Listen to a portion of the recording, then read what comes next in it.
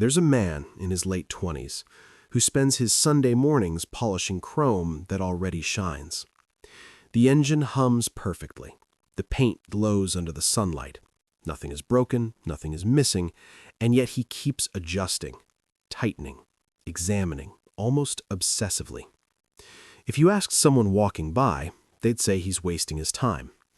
If you asked his coworkers, they'd suggest he should just buy something new. And yet somehow, that explanation doesn't feel complete.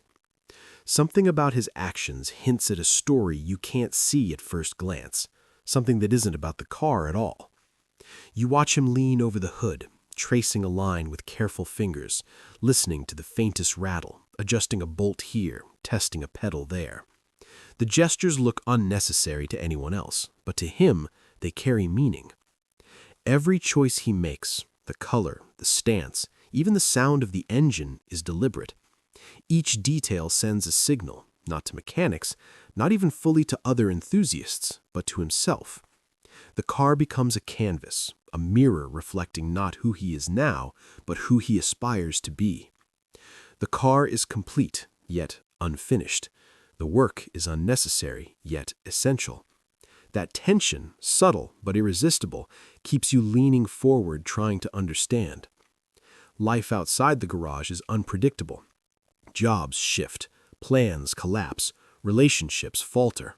But inside, the rules are different. A rattle in the engine, you trace it.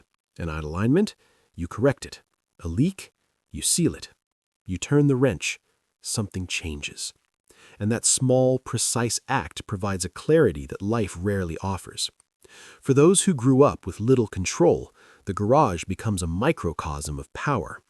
One misaligned bolt or one tightened screw becomes proof that effort matters. There are moments when doubt creeps in, weeks when the car sits untouched, not because of time, but because he questions whether he's capable, whether it's worth it. And yet he returns, because it's not obsession, it's agency. Walk into a weekend meet, and the psychology becomes tangible. Cars are lined up in careful rows. Owners exchange stories only insiders understand. Found it in a junkyard, spent months rebuilding the brakes, almost gave up halfway through. That last line matters. Almost gave up. It introduces vulnerability. Sacrifice earns respect. Mastery earns admiration. You're not admired for what you bought. You're respected for what you endured.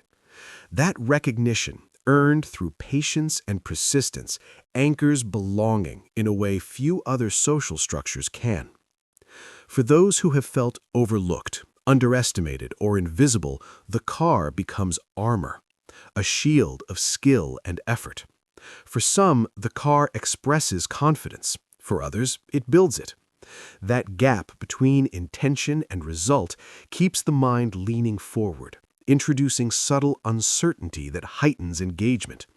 The car is never just a vehicle, it's self-construction, a space where identity is forged through effort, learning, and persistence. Classic cars are imperfect, raw, waiting for vision to be brought into the physical world. The owner imagines how it should feel gripping the wheel, how it should sound echoing through the streets, how it should look under evening light. Then the vision is brought to life. Each modification, each careful adjustment triggers the same reward centers that painting a masterpiece or writing a novel would. Effort transforms into identity, skill into pride, and the car becomes a mirror of aspiration. Hours bleed into days, mistakes pile up, frustration is real. There are moments when giving up seems easier, when every misaligned bolt feels like a failure.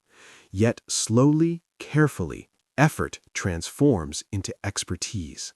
Hours disappear, notifications fade, deadlines blur, the world quiets. In that garage, the mind aligns with the hands.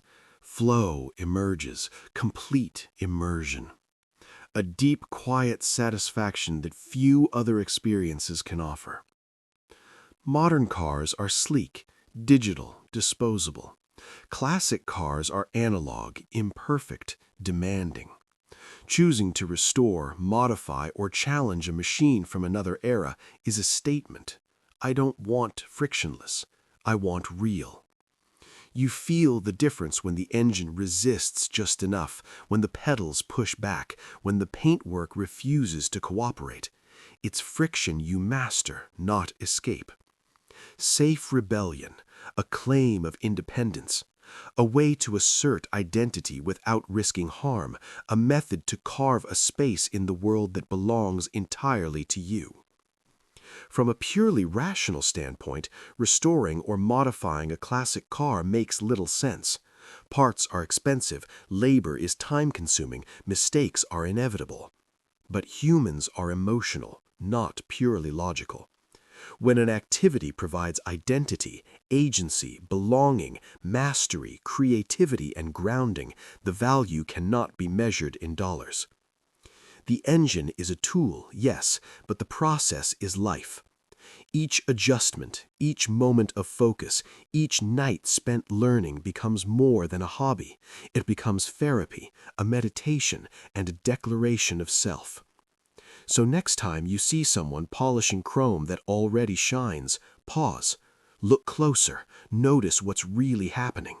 This is someone shaping stability in an unstable world, someone forging identity with their own hands, someone creating a space where effort, attention, and skill still matter. Some people paint, some people write, some people build companies, others rebuild engines.